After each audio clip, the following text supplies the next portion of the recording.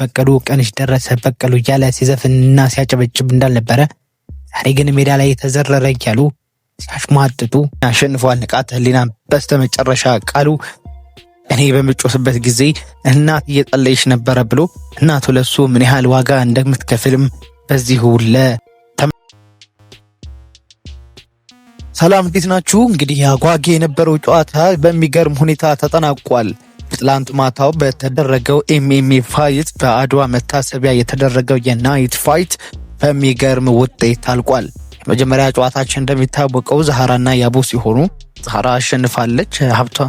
ሀብታሙና ፍሬዘር በፍሬዘር አሸናፊነት ተጠናቋል።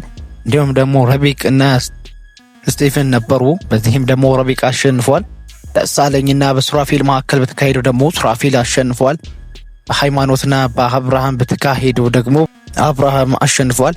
በቤንያምና በሱባለው በተደረገው ጨዋታ ሱባለው አሸንፏል።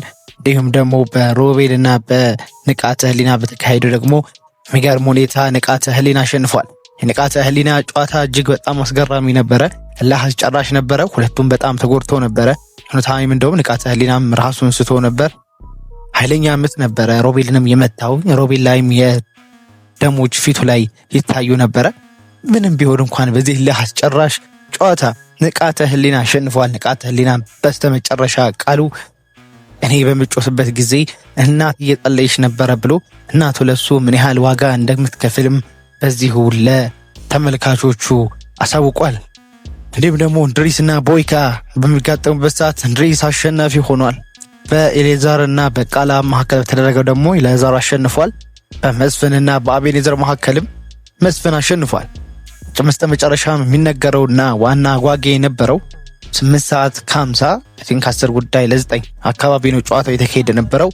እጅግ አጓጊ የነበረው የሴዶና የጆኒ ነው። የሴዶና የጆኒ ጨዋታ በጣም ያስገርም ነው።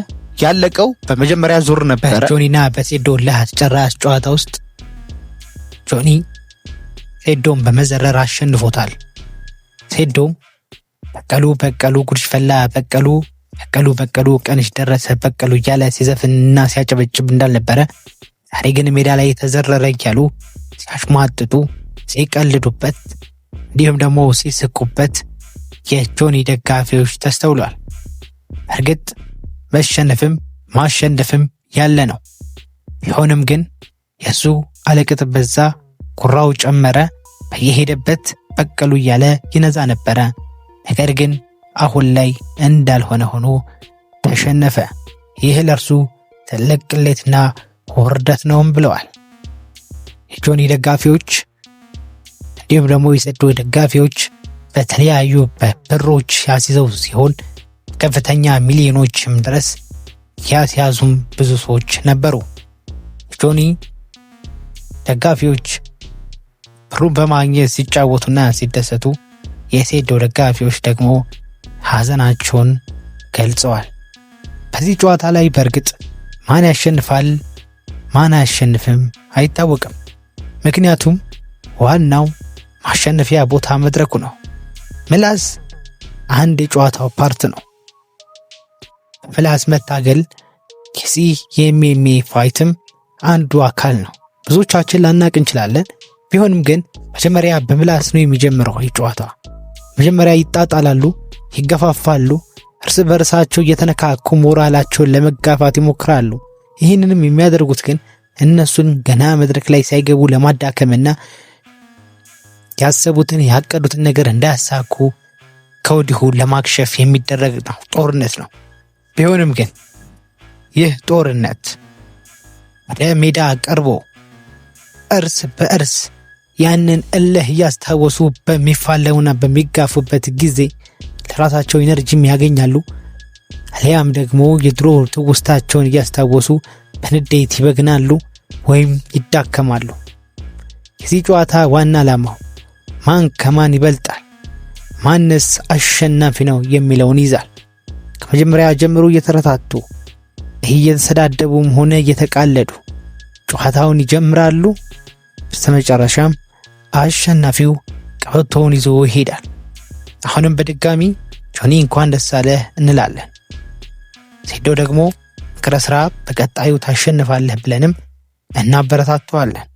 ከስፖርቱ ዓለም እንዳትወጣ አንተ ባትኖር በርግጥም ለኛ ለቲክቶክ አዳማቂም አናገኝም። እንዲሁም ደግሞ ያ ጩኸት ያ ነገር ይናፍቀናል። ቀላሉ አገግመህ እንድትመጣ ስንልም እንጠይቃለን ይላሉ የጆኒ ደጋፊዎች ሲያሽሟጥጡ።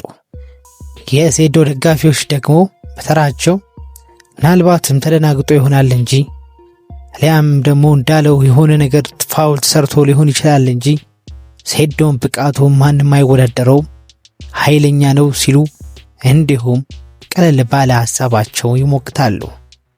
ታዲያ ወዳጆቼ እናንተስ የማን ደጋፊ ነበራችሁ? የሴዶ ወይስ የጆኒ ደጋፊ ነበራችሁ? መልሱን ለእናንተ ተውኩኝ።